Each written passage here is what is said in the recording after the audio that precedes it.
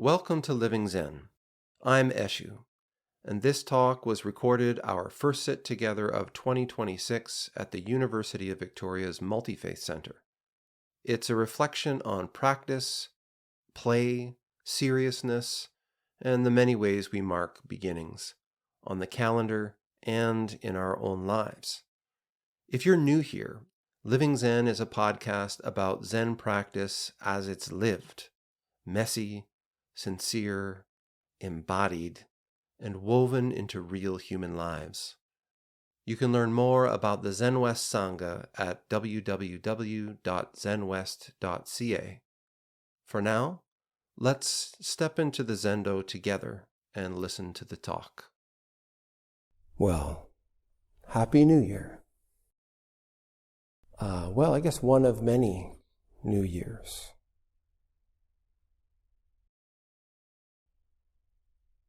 One of the things that I've been just reflecting on over the past several weeks, I've had a long time challenge with this whole idea of New Year.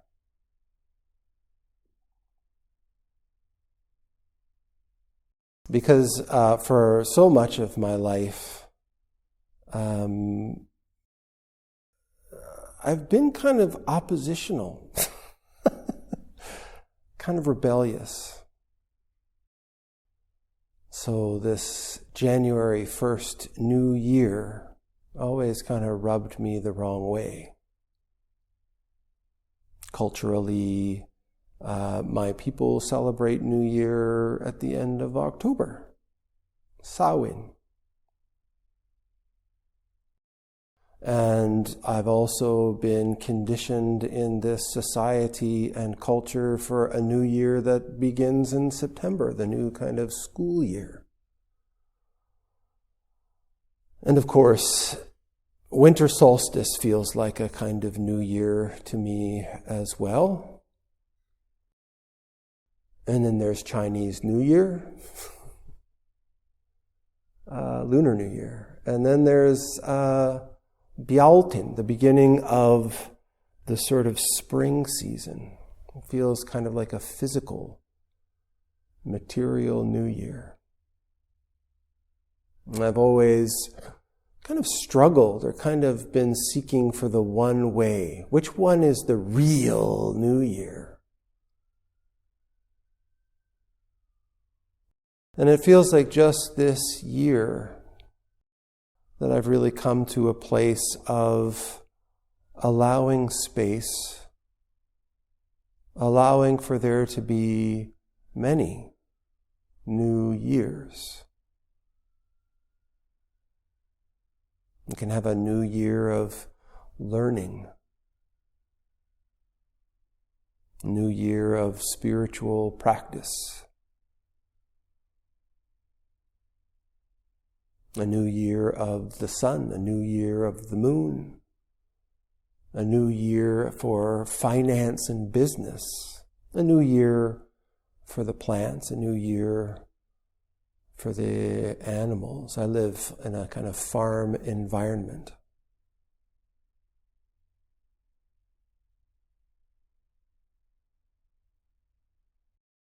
And for me, this is an important kind of realization. It's a kind of important way that we can actually continue to diversify.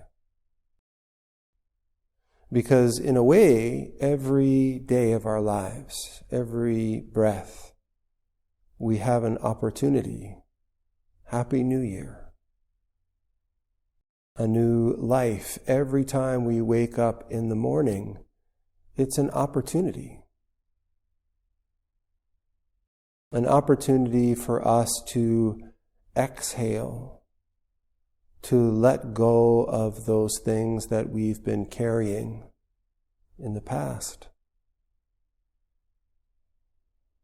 An opportunity for us to turn our attention, leaning into what's unfolding in this moment, allowing us to be right here, right now.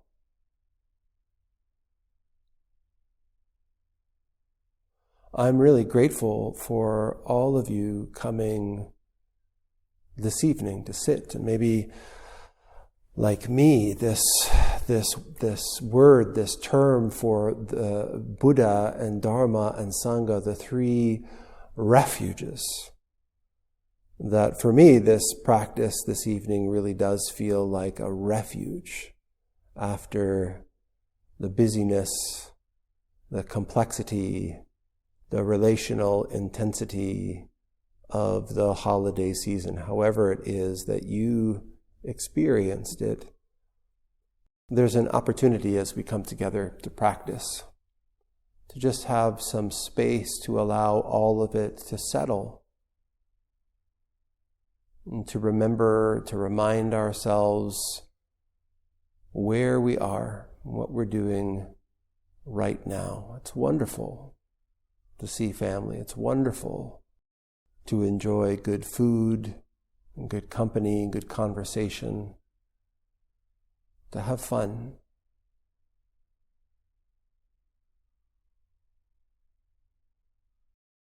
One of the things that was striking me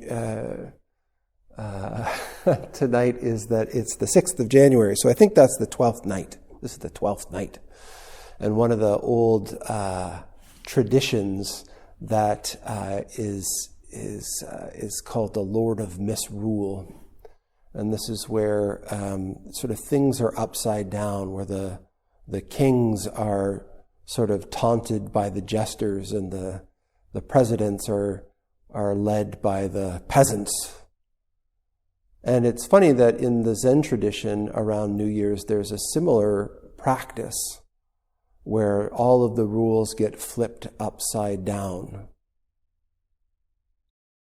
And one of the things that I was really contemplating as I was coming into the Zendo is this sort of attitude towards practice. An attitude towards practice, and I think an attitude towards life. And it's something that has always been a challenge, because Zen is so damn serious all the time. Black and white colors and very straight lines and very serious faces all of the time. And so I think people get the impression that we're supposed to be very serious in Zen. And in some ways that's true. We're supposed to be it is beneficial in our practice to engage our practice with our whole hearts. But it makes me sad when people engage in Zen practice with a kind of drudgery or kind of grimness.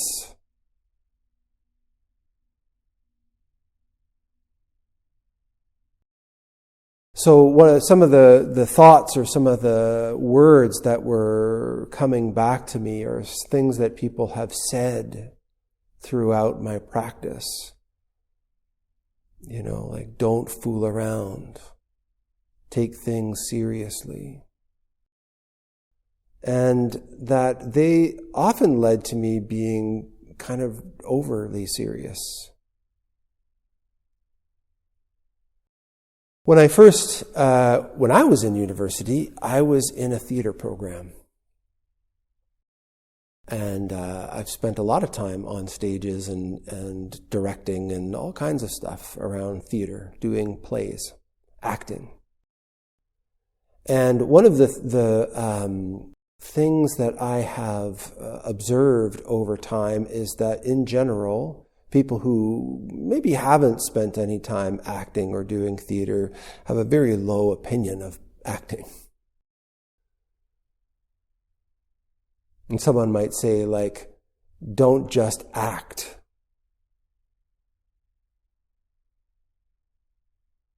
Don't just play around. It's not a game. But as I was sitting this evening, I was just reflecting that, that's only problematic.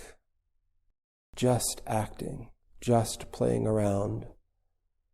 at a kind of novice level of acting, at a kind of novice level of playing. When I think about athletes who are at the most, top level of playing, it's a very serious business. When you watch somebody who's playing at a top level, Olympic level, professional level of a sport, and you see them running to catch a ball, or you see them swinging a club, or running, or swimming, or diving, or whatever it is that they're doing, and you look at them, you can be aware that in the activity that they're doing, there is no self. They're completely immersed in the activity that they're doing. Their game. The thing that they're playing. Likewise, if you look at a really top-notch actor who's doing a role on a stage or in a movie, you will observe that there is none of the actor left. There is only the character. There's only the role. In fact, the very sort of definition of a poor actor would be one in which that actor is still really present in whatever role they're doing. Very serious business. And they're playing. The reason that I'm talking about this is that this is, I think, at least for me, and I would encourage you to really experiment with this in your own life and in your own practice. We have a very negative view of playing. And yet we can look at children and understand the significance, the power, the critical role that play plays in their lives. We have a very low opinion of things like acting, like taking up a role and dissolving into that role. And yet when we witness somebody doing it, we admire it greatly. But that's not us. We're serious. We're for real people. We're real Zen practitioners. We're real fathers and mothers and partners and students and doctors and lawyers. It's real! Serious! No fucking around!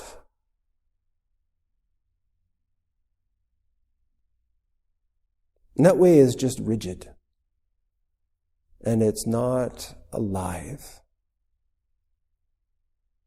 So what I really want to encourage in your life, in your practice for you to experiment, is how you can approach your practice, how you can approach sitting, how you can approach bowing or chanting with joy, with playfulness and curiosity and a kind of lightness.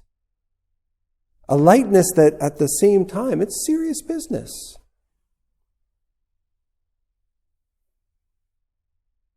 That professional rugby player is playing, but it's a serious business. They can get hurt. And likewise, this Zen practice, the unfolding activity of your life, is a serious business, and there's nothing more serious. The great matter of life and death is absolutely serious. And the great matter of our life and death is also filled with laughter. It's also filled with mistakes. It's also filled with making asses out of ourselves, out of falling down and standing back up again to start over.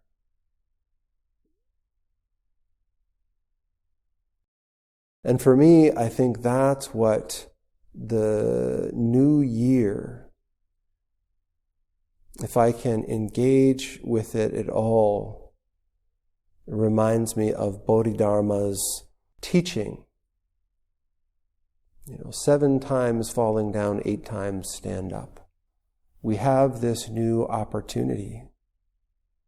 It's a new opportunity that is reborn in every breath, but maybe we can feel it a little bit more at the turning of this calendar year. Maybe the past year has been difficult. Maybe you've experienced challenges and losses and unexpected changes. And even so, we have a whole new day, a whole new year extending out in front of us. To be curious, to be serious, and to step into the unfolding game, the unfolding drama, the unfolding comedy of our lives together. So Happy New Year. I look forward to a new year of practice together with all of you. Thanks for listening. If you'd like to stay connected with the practice of living Zen, there are a few ways to do that. Zenwest is an active Zen practice community, and you can find teachings, events, and sangha life at zenwest.ca. I also share ongoing teachings, reflections, and recordings through my Patreon, The Red Mountain Way. If this podcast inspires your practice, and you'd like to help keep it happening, becoming a patron is one of the most direct ways to do so, and I'm grateful for your support. For those who are seeking more personal one-to-one support, I do offer individual guidance. You can learn more at www.monarchtrancework.com. And finally, if you find Living Zen meaningful, one of the easiest ways to help me continue is by liking, subscribing, or sharing the podcast. These simple and cost-free actions help the podcast to be discovered and to grow, and allows it to reach people who may not yet know about Living Zen. Wherever you're listening from, thank you for your time, your attention, and your practice. Until next time.